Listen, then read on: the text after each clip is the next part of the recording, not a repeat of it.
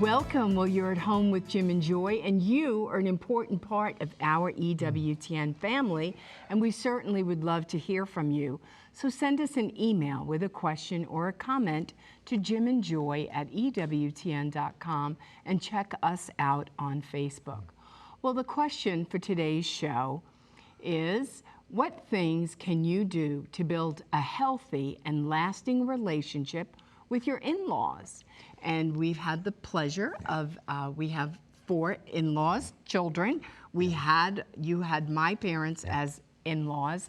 Your parents were deceased. I didn't have in-laws, but I had brothers and your brothers and sisters who kind of stepped in as a little bit of a mother-in-law, brother-in-law, father-in-law way. So that's going to be the main content of the show, but of course today is a very special and really a holy day of remembrance. 9/11, 22 years ago, the attack on the United States of America by Al-Qaeda. A number of terrorists crashing planes to the World Trade Center, into the Pentagon. Another plane that went down, that was brought down actually, around Shanksville, Pennsylvania. Almost 3,000 people were killed that day. So many more have lost their lives as a result of injuries and breathing in the terrible air, and it goes on and on and on. And so we're very aware of this day, and lots of lessons learned through that, we hope and pray. And for those of you who've lost loved ones and you've been severely impacted by that day, we don't want to say that we know what you feel, that we know what you experience, but we're trying to understand. And we want to, as a nation, stand under you. And so we're very aware of this day. And at some point, we might pray some intercessory prayers that the church recommends for this day. So we're all together, we're united together as Americans, as citizens of this country. With all of its strong points and weak points, we are Americans. And we know that when that happened, that tragic, dreadful, evil event took place, God was able to bring great things out of that in terms of heroism. And the whole nation stopped and prayed. And I want to mention one person in particular, Msgr. Robert Romano. He's the pastor of Our Lady of Guadalupe Church in Brooklyn, New York. He's also my cousin, just want to put that out there. He serves as a chaplain for the New York Police Department, and he was a first responder on that day, along with other ministers and priests and so on, and just rendered such beautiful pastoral service, and God really rendered beautiful ministry to him. And so I always think about him on 9/11. I think about my other cousins that were in the World Trade Center and made it out, and one relative that was supposed to go in, but he stopped and got something to eat right before this took place. And so, Robert, thank you for your service. Thank you for so many first responders, so many firemen, police officers, firemen in particular, who gave their lives. I think over 400 police officers and firefighters were killed on that day there. So somehow, some way, every act of kindness now, every simple act of kindness is just kind of saying, we remember this day. We don't forget this day. We may not know the way many people knew that were right there in these places and lost loved ones, horrific, and lost in-laws as well, right? Because we're going to do the show on that. So the question for today is, what things can you do to build a healthy and lasting relationship with your in-laws? So this comes up again and again and again. We taught on this some time ago, so we just want to go over some kind of guidelines and some kind of standards that might be helpful. It's not exhaustive, but we're hearing about a lot of people getting married around this time, and we're talking to parents, we're talking to people that are getting married, and the whole thing of in-laws always comes up negatively, positively, or how do I relate now? And so we think we have some suggestions for you that would be really helpful. Well, and it's an adjustment, and it's a change, and it's a change that requires great grace, it requires wisdom and patience. Yes. And I've said many times about my children when they were married and my in-laws, Father, forgive them, for they know not what they do. And so, because it's a lasting relationship and you want to do that well. So as that's happening to you, and maybe they got married 20 years ago, 10 years ago, and maybe you didn't set a right foundation, you can always reset that. And so we want to aid and assist you with that. Plenty more to come. We'll be right back. Please don't go away.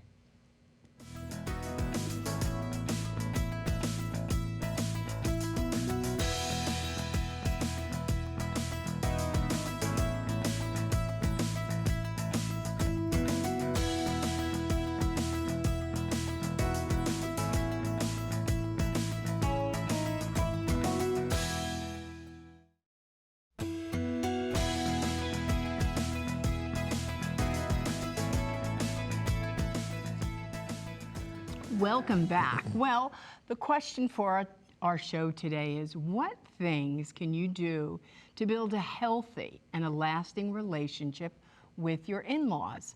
Now, our 4 children are married, and you had the privilege of having in-laws with my parents, and that was difficult at times. So the first suggestion, guideline that we give is to honor your father and mother. And how do you honor them? How do you honor them in a way that is good and healthy?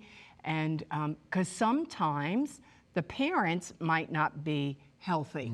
And so the children, the young children, well, the young adults, the married couple, have to learn that. Now, I'm going to give you my marital advice that came from Jim's sister. And both of Jim's parents were deceased, so I never had a mother-in-law and I never had a father-in-law. And Jim's sister, when my first son Matthew got married, I strategically placed Camille to sit right behind me at our wedding when Matthew got married to his beautiful wife, Becky. And Camille had 4 sons, so she knew about the detachment, the leaving and the cleaving. I mean, she was just light years ahead of me in that whole relationship. And I needed a wisdom and I needed a guidance. And so she said to me, I'm going to tell you what my mother-in-law told me. And I was like, okay, great. I'm thinking, this is a great morsel. This is going to be so great. It was. And she said, mind your own business. And I was like, mind my own business? I don't know how to mind my own business. How am I going to do that?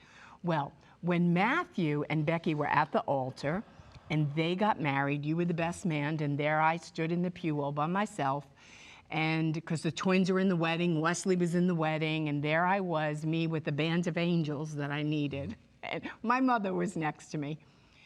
And he said, I do, and they light that candle and do that stuff. Camille put her hand on my shoulder. And it was so comforting because as a mother, and this is my first son getting married, it was like a sword went through my heart. Now, so how do you come back from that? Only God. God has to help me now because I felt like, oh, this was so painful. Oh my gosh, I just poured my whole life into this child. I gave him everything. And then they just leave like that? Yeah. So then, after the wedding, they come back to the house because they're taking our car to go on their honeymoon. And we pack their car and give them their little treats for the road and everything. And I came back into the house and I said to my mother, Mom, and I'm crying. I mean, I am weeping. He just drives away. And I said to my mother, Mom, why didn't you tell me this was going to be so painful? You did this 8 times with all your brothers and sisters. Like, how did you do that? And she just looked at me. She drank her coffee. And she looked straight in my eyeballs. And she said, you wouldn't have listened to me anyway. And I was like, oh, my gosh. But it was painful. But we have to honor them. We have to be, as parents, we have to be healthy. We have to know that we're the adults in the relationship. And we can't burden them with our grief and our sorrow. We wave them away, bye, have a great life. And that was hard. So, and honoring, that's just one. So you go read the rest. So you said, I would like to just name some of these. Yes. And then we can unpack them more. You did a great job on, you said honor your father and your mother. And I just want you to hear these. And we can send you these guidelines. They're not necessarily, rules, but they're 10 guidelines for relationships with in-laws. And we can just jimanjoy@ewtn.com, right? jimanjoy@ewtn.com, and we can send you these 10 rules. So you did the first one, honor your father and mother. The second one is thoroughly discuss in-laws and meet them prior to your engagement. Discuss them, share about them. You as a couple, share about them and get to know them. What's the next one, Joy? And then leave and cleave. Okay. Ouch, yes. Okay. But that relationships supersedes this marriage, right? Where they came from. So that's the third one. The fourth one is the marital relationship supersedes the previous family relationship. Let's go on to the next one. We can unpack these. Okay, then it's couple and in-laws should be students of one another. which is good. Know their love language. The child of the parents takes the lead in communication with the parents, his or her parents. This is an important rule. We can unpack this as well, but just hear it again, that it's the child of the parents that takes the lead in communication with the parents. So it's not the in-law speaking to the parents of the other spouse. And I mean, we're going to speak, but if there are some things you want to share, or there's events or something's going on, you should share with your son or your daughter. And your son or your daughter could share with you and share with their mate. So that's the one that takes the lead. Next one. In general, negative criticism of the mate should not be shared with parents or in-laws.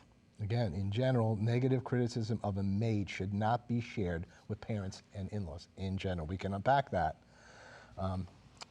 If negative criticism is shared with parents or in-laws, they should gently and firmly direct the person to his or her mate and or recommend the seeking of counsel. Now, you know, this happens all the time. It doesn't mean that you couldn't have some kind of conversation, but you know, it's got to be, you got to speak with your husband. You need to speak to your wife. You need to speak with pastor or speak with deacon, or you know, who it might be. You know, so you can hear a little bit, but that getting, you know, your son, your daughter who's now married, laying this on you, all negativity about their mate, it's not helpful for you to hear. And half the time, 3/4 of the time, everything gets healed up and it's okay. And meanwhile, it's left with you what this other one did. Right. And you're stewing over, you know, what she said, what he said, and because they have grace to be a spouse, not you. Yeah. And so that's always difficult.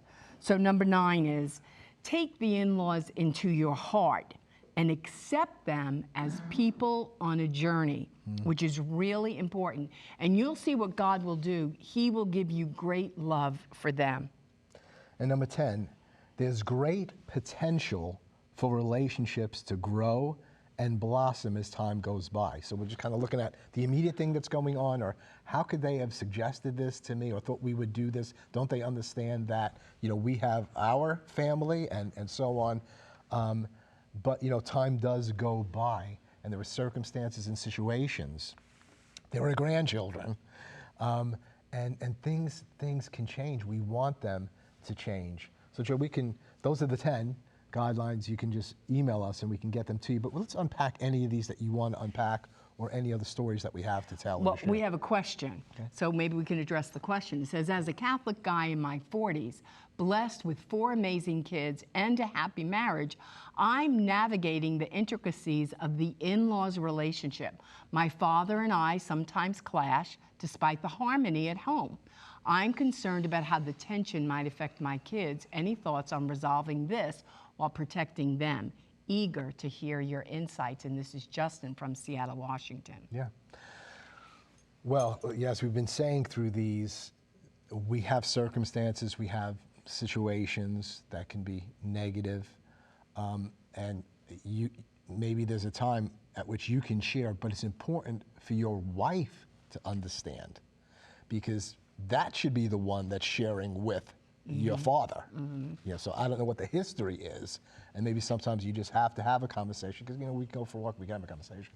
But the key is if there's difficulties with in-laws, it should be the mate who is the child of the in-laws that's speaking with them. Not right at that moment when everything's hot and there, but it should be beforehand. And this should have been done years back, you know, in terms of that, following that protocol, that the child of those in-laws is the one that's taking the message in terms of relationships, in terms of events that we're expected to be at, visiting and when that takes place, advice. So, you know, when it gets to, I have to deal with my in-law about what they're doing and what they're saying, sometimes that may have to take place, but it's always better for that child to speak with his or her parents and to do that. The other thing is, you know, how much are we praying for our in-laws? The complaining comes, and maybe it's justified. But again, this goes back to honor your father and your mother, and honor your in-laws, whether they seem to deserve it or not. What are you talking about? Honoring your parents doesn't mean anybody's perfect, or your in-laws or anything, but are we praying for them? Are they a part of our daily prayers? Are we a student of them? Do you know their history? I'm not speaking to this person, who just Yes, called in. yes. I mean, others of us, because it's just amazing when you do a history of your in-laws' families. That could be really, really helpful. Well, Yeah. it helps to explain a lot of things. Right. Oh, now I understand right? why this person's this way, because you had these parents, Right. and this is how they were treated in those situations. They're just kind of walking that out again. Right, or they're just acting that out. And so it's very, very important as a mother-in-law, as a father-in-law, as an in-law, if you are those people, that, that you're praying, Yeah. that you have taken them into your heart, and that you say often, Father, forgive them, for they know not what they do, which is important. Otherwise, you're going to keep a tally, a running scoreboard of they hurt this. They didn't show up for this event. They didn't come here. They intentionally hurt me about this, and then that's going to keep running. And then you're going to tell your other children, and then it can get ugly in a minute, and you don't want that. And especially in front of the grandchildren, because they love everybody, right? They love the grandfather, they love their dad, and that's why, and usually those kind of things happen over politics, they happen over religion, and we're not even addressing grave issues like alcoholism or drug abuse or verbal abuse, or, you know what I mean? We're just assuming that we are in healthy relationships, we're trying to navigate these waters. It can get complicated in a minute. But we have to put boundaries around us and to say, Dad, it's not helpful for you to bring up that topic or that conversation, because we know that we're in different places, and it's okay. We just want to be respectful, because the children are watching. Because you know what has to win? Love has to win. How you're honoring, how you're loving, whether they're loving you back. Maybe they're not even being respectful back, but you want to love well, because your children are watching. And if brothers and sisters fall out of sync with each other, as they do in family lives, the grandchildren are watching that too. How do I get back? How do we work this out? I'm not in sync. He's not coming to my house. I'm not going to her house. We're not caring about each other the way that we should. We have to pray, because the devil wants to divide. That's all that he's about. So when there's division, you need to know where that enemy's coming from. And you say, I want to do everything in my power to heal and restore and repair this relationship. We have another question. So I'm a newlywed in my early 20s, and I'm on this beautiful journey of merging two lives together. My husband and I come from slightly different backgrounds, and sometimes navigating his family dynamic can be a bit tricky. So how do you set healthy boundaries when it comes to receiving or giving advice about my husband from or to his parents? And this is Rachel from Austin, Texas. Again, whether it's this or the earlier question, this whole thing of leaving and cleaving, you have to understand that as a married couple. And then the parents of those children have to understand. So what we was discussing prior to this, it's very important for the parents to understand that that marital relationship supersedes the relationship that they were in with the parents. Right. The parents got to understand that. And that's why we had a meeting with every one of our children when they got married, and we meet with them. And say how we're going forward. And we say, we understand your marriage supersedes our family relationship. You don't have to worry about that. We understand that. And that, you're adults, you're going to rear your children. If you have children, we hope that you do. We're not going to intervene in that a lot. If you want counsel from us, we will do that. If you're going off a cliff, we will tell you, probably once. But we understand that. And everybody has to understand that. So you have to own that as a young married couple. You have to be solid in that. That needs to be clear with your parents. But it doesn't mean that you don't include them, because they're part of the extended family. Mm-hmm. So again, you can always, and pray, right? Mm-hmm. You have to pray, ask the aid and assistance of your angels that are with you in your marriage, that are with your children. Parents have to do the same thing. And so this is really critical, but I really strongly encourage you to get the 10 guidelines for relationships with in-laws, and I think you'll find them very, very helpful. They're not exhaustive, And please, before you get married, you should have those guidelines. You should be receiving some counsel, and then after you're married, continue to receive counsel, and just get on the same page, the parents and the children together, in terms of authority and who's responsible for what and the boundaries that will be set. And it may change over time. So we'll be right back. There's plenty more to come. Please don't go away.